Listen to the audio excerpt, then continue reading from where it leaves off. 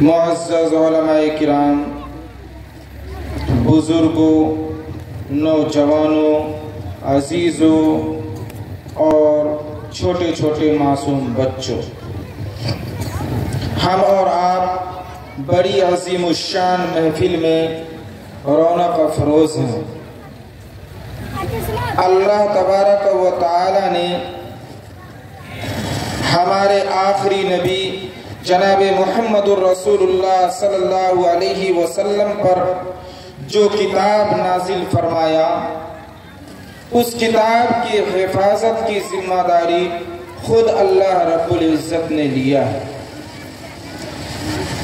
اللہ تبارک و تعالی اپنی منشا اور اپنی مرضی کا مالک ہے اور بڑی عظیم الشان قوت و طاقت کا مالک ہے۔ وہ جس طرح اور جس انداز سے چاہے اپنی کتاب اور اپنے کلام کی حفاظت فرما لے۔ الگ الگ زمانے میں الگ الگ طرح سے الگ الگ طریقے سے اللہ نے اپنے کلام مقدس کی حفاظت فرمائی ہے، اور انشاءاللہ العزیز حفاظت کا یہ سلسلہ قیامت تک چلتا رہے گا۔ پوری دنیا ایری چوٹی کا زور لگا لے، پوری دنیا قرآن کو مٹانے کے در پہ ہو جائے، پوری دنیا قرآن کو ختم کرنے کے لیے سازشیں اور پروپیگنڈے کر لے، مگر اللہ تبارک و تعالی اس کی حفاظت کرتے آئے ہیں، کرتے رہیں گے، اور اس کے بہت سارے ذرائع اللہ تعالی نے پیدا فرما دیے۔ جن بچوں کی زبان اردو، جن بچوں کی زبان کلیہ، بنگالی، انگلش، میتھلی، بھوجپوری، جنہیں ٹھیک سے اردو پڑھنا نہیں آتا، جنہیں ٹھیک سے انگلش بولنا نہیں آتا، جو عربی کے ایک لفظ کو نہیں سمجھتا، مگر تعجب کی بات ہے کہ اس کے سینے میں 30 پارے موجود ہیں۔ کتنی بڑی بات ہے! جو آدمی جس زبان کو سمجھتا ہے وہی زبان بول پاتا ہے، وہی زبان ان کو یاد رہتی ہے۔ جس زبان کو وہ بولتا نہیں، جس زبان کو وہ سمجھتا نہیں، وہ لفظ اس کی زبان پر آتا بھی نہیں۔ مگر یہ قرآن کریم کا عظیم الشان معجزہ ہے، قرآن کریم کا یہ حفاظت کا ایک اعلیٰ طریقہ ہے کہ چھوٹے چھوٹے معصوم بچے جن کو دنیا کی بہت ساری چیزوں کا پتہ نہیں، آپ ان سے کہیے کہ فلاں رکوع کی فلاں آیت پڑھ کے سنائیے، وہ آپ کو پڑھ کے سنا دے گا۔ بے شک یہ اللہ تبارک و تعالی نے حفاظت کا اتنا عظیم الشان، اتنا بہتر انتظام فرمایا ہے کہ جس کو کوئی بڑی سے بڑی طاقت بھی مٹا نہیں سکتی۔ اور اللہ تعالیٰ کس انداز سے کیسے حفاظت کر لیتا ہے، یہ ہماری اور آپ کی سوچ سے بالاتر ہے۔ 5 سال پہلے ہم لوگوں نے سوچا بھی نہیں ہوگا کہ اس سرزمین پر کوئی مدرسہ قائم ہوگا۔ سوچا تھا کبھی ہم لوگوں نے؟ یہ جنگلوں اور جھاڑیوں والی زمین، اگل بگل میں فصل بھی اچھی نہیں ہوتی، ہم نے نہیں سوچا تھا، مگر اللہ نے چاہا کہ اس سرزمین پر ایک ادارہ قائم ہوگا جو قرآن کی حفاظت کی ذمہ داری لے گا، جو قرآن کی حفاظت کے لیے محنتیں کرے گا، اور اس کا پانی بھی ایسا ہوگا جس کے بارے میں ہم نے سوچا بھی نہیں تھا۔ ایک معصوم سا بچہ تھا جس کی عمر تقریباً 11-12 سال تھی یا 13-14 سال۔ اس معصوم بچے کا چہرہ بہت پر نور اور پر غیب تھا، بڑا خوبصورت بچہ تھا، بہت اچھی گفتگو کرتا تھا۔ میرے کارکن علوم مرقات العلوم مو میں پڑھتا تھا وہ بچہ. وہاں پر میرے گاؤں کا ایک حافظ ریحان نام سے وہ بھی پڑھتا تھا. کبھی کبھی ان کی ملاقات کے لیے جانا ہوتا تھا تو وہ جو 13-14 سال کا بچہ تھا بہت تیز ترار تھا. حافظ ریحان صاحب ان سے کہتے تھے کہ بابو پانی لے کر کے آؤ. دوڑ کے پانی لاتا تھا. جاؤ بھیلی لے کر کے آؤ, مہمان کو کھلاؤ. بڑی خدمت کرتا تھا اور بڑی تواضع اور آؤ بھگت سے مہمانوں کے دل کو خوش کرتا تھا. تو اس وقت تک ہم لوگوں کو یا کسی کو کچھ سمجھ میں نہیں آ رہا تھا. اور یہ جو بچے ہمارے بیچ ہیں, ہم اور آپ نہیں جانتے کہ ان بچوں میں سے کون کیا کرے گا. کون وکیل بنے گا, کون ڈاکٹر بنے گا, کون حافظ و قاری بنے گا, کون مولانا بنے گا. تو وہ بچہ کچھ دنوں کے بعد دارالعلوم مو میں داخلہ لیتا ہے. جہاں میں دورے حدیث میں تھا ان سے ملاقات ہوئی اور شناسائی ہوئی. بہرحال فراغت کے بعد معلوم ہوا کہ وہ مختلف جگہوں پر الگ الگ طریقے سے دین کی خدمت کر رہے ہیں. پھر ان کی شہرت اور ان کے سینوں میں مچلتے ہوئے جذبات نے جو انگرائیاں لی, ان انگرائیوں کو انہوں نے عملی شکل دیا اور زمین پر دارالعلوم صدیق نگر قائم کر دیا. وہ بچہ کوئی اور نہیں, جناب حضرت مولانا و مفتی نعمان اختر صاحب ہیں جو اس مدرسہ کے بانی ہیں. کل تک کسی کو معلوم نہیں تھا کہ مرقات العلوم میں پڑھنے والا یہ بچہ جن سے ہم لوگ فیضیاب ہوتے تھے, جو ہم لوگوں کو پانی لا کر کے پلاتا تھا اور ہم لوگوں کی مہمان نوازی کرتا تھا, اتنا بڑا کارنامہ انجام دے گا کوئی نہیں سوچ سکتا تھا. یہ اللہ تبارک و تعالیٰ نے لکھ دیا تھا کہ 21ویں صدی میں ایک بندہ آئے گا بیگا چوک اور مینا کے بیچ کی سرزمین پر جنگل میں منگل کر کے دکھائے گا. ہم اور آپ سوچ سکتے ہیں 5 سال کی مدت کتنی کم مدت ہوتی ہے. 5 سال. آپ نے علاقے میں ایسا کوئی مدرسہ نہیں دیکھا ہوگا جو 5 سال کی کم مدت میں اتنی زیادہ تعمیری و تعلیمی ترقی کیا ہو. آپ نے کچھ مدرسوں کو دیکھا ہوگا جہاں تعلیمی ترقی ہے لیکن تعمیری ترقی نہیں ہے. تعلیمی ترقی مطلب صحیح مکانات, صحیح بلڈنگیں. تعلیمی ترقی مطلب پڑھائی لکھائی. کسی مدرسے میں آپ کو بلڈنگیں مل جائیں گی لیکن پڑھائی لکھائی کا صحیح دستور, صحیح منشور, صحیح نظام اور تربیت کا کوئی معقول انتظام نہیں ملے گا.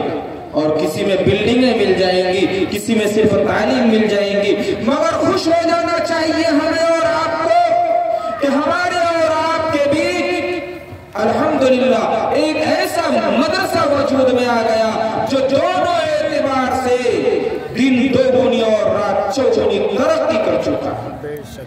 سورج کی روشنی کی طرح ہمیں یقین ہے کہ انشاءاللہ العزیز ہر طرح کی رکاوٹوں کے سینوں کو چاک کرتے ہوئے یہ مدرسہ پوری دنیا میں اپنی اہمیت کا, اپنی عظمت کا سکہ بنوایا.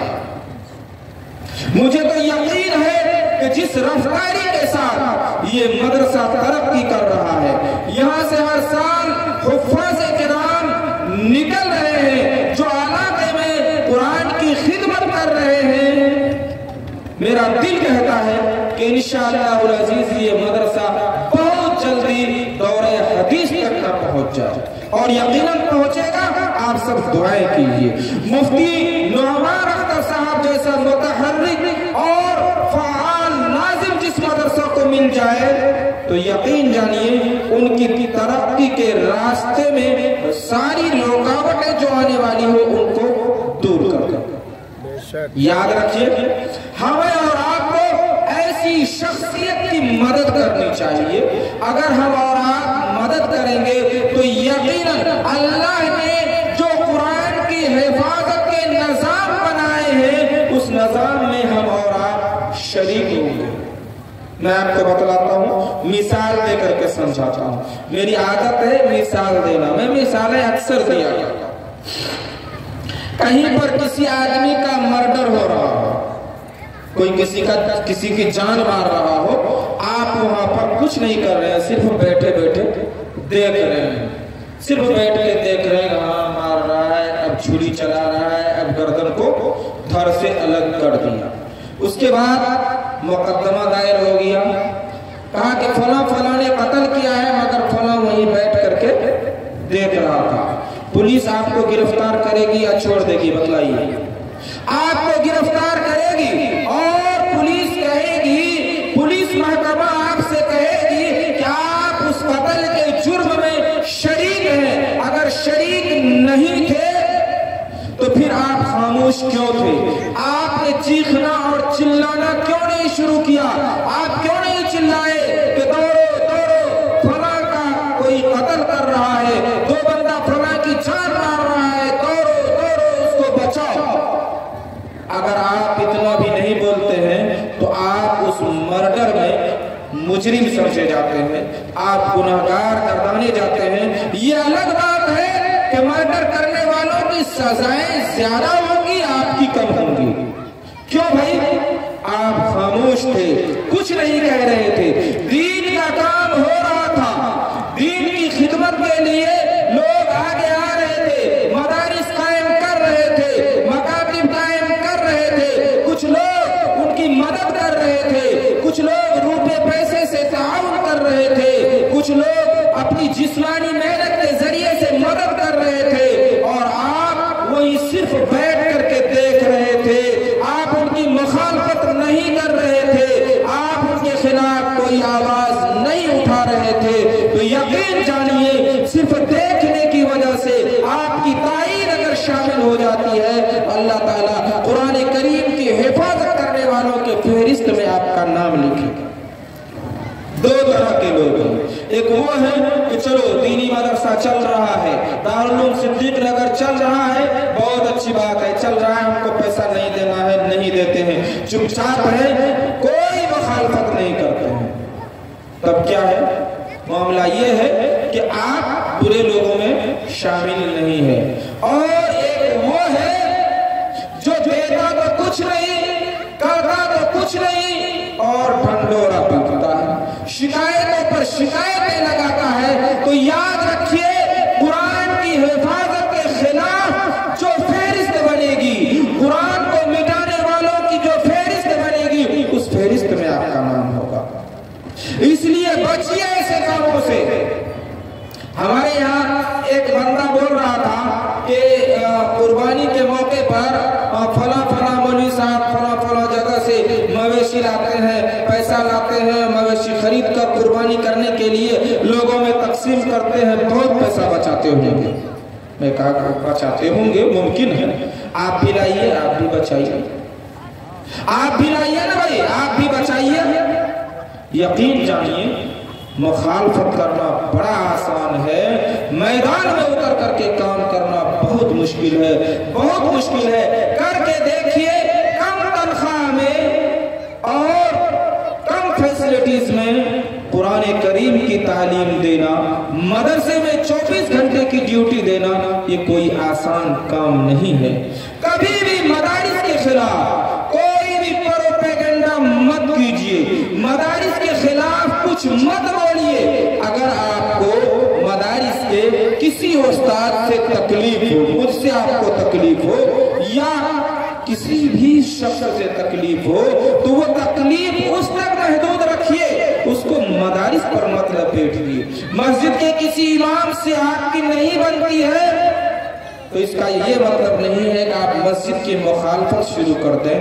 آپ اس امام سے جس طرح آپ کی تعلق قائم رہ سکتی ہے رکھیے، اچھی تعلقات ہے رکھیے، نہیں ہے نہیں، خاموشی سے جائیے، نماز ادا کیجیے اور چلے جائیے. یاد رکھیے افواہ پھیلانے والوں میں اپنا نام مت لکھائیے. افواہ پھیلانے والے لوگ بڑے خطرناک ہوتے ہیں.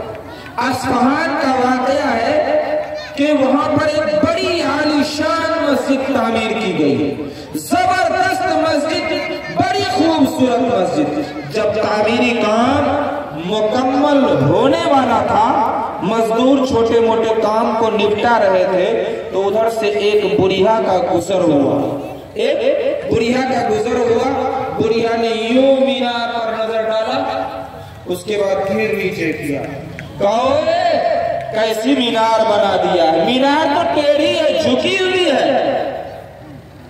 جو انجینئر تھا، جو آرکیٹیکٹ تھا، اس کے کان میں آواز پہنچی کہ کوئی عورت مینار کے بارے میں ٹیڑھی بتا رہی ہے، بول رہی ہے کہ مینار ٹیڑھی ہے.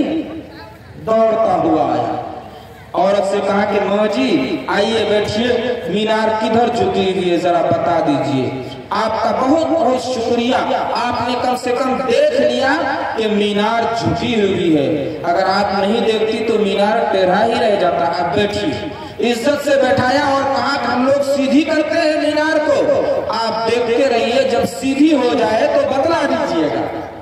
کہا کہ ٹھیک ہے سیدھی کرو. معمار نے مزدوروں کو آواز دیا اور کہا کہ بھئی آ جاؤ، 50-25 لوگ آ جاؤ، مینار سیدھی کرنا ہے. سارے لوگ آ گئے، سب مینار کو دھکا لگا رہے ہیں. اور معمار صاحب جو آرکیٹیکچر ہیں وہ کہہ رہے ہیں کہ ماں جی دیکھیے تو اب سیدھی ہوئی مینار. تو عورت دیکھتی کہتے ہاں اب سیدھی ہو گئی. کہا کہ بالکل سیدھی ہے نا، کوئی دقت تو نہیں. عورت کہنے لگی نہیں کوئی دقت نہیں، اب ٹھیک ہے. اس کے بعد عورت روانہ ہو گئی. مزدوروں نے معمار سے پوچھا کہ جناب عالی یہ کیسا مذاق ہے؟ بھلا 10 20 40 50 لوگ مینار کو دھکا دے کر سیدھا کر سکتے ہیں؟ مینار سیدھی کر سکتے ہیں؟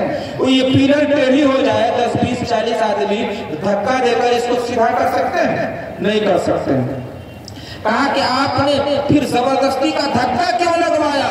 کہا کہ بات دراصل یہ ہے مینار ٹیڑھی نہیں ہے، مگر اس عورت کے ذہن میں بات آ گئی کہ مینار ٹیڑھی ہے، اور جا کر کے اس شہر میں ایک بندے کے پاس اگر بول دی کہ مینار ٹیڑھی ہے، اتنی عالی شان مسجد اس کی مینار ٹیڑھی، یہ بات لوگوں میں افواہ بن کر کے پھیل جائے گی. لوگ اپنے ذہن میں یہ خیال لے کر کے کہ مینار ٹیڑھی ہے، جب دیکھیں گے تو اس کو مینار ٹیڑھی نظر آئے گی. اب یہ اور جا کر افواہ نہیں پھیلائے گی تو مینار کسی کو ٹیڑھی نظر نہیں آئے گی.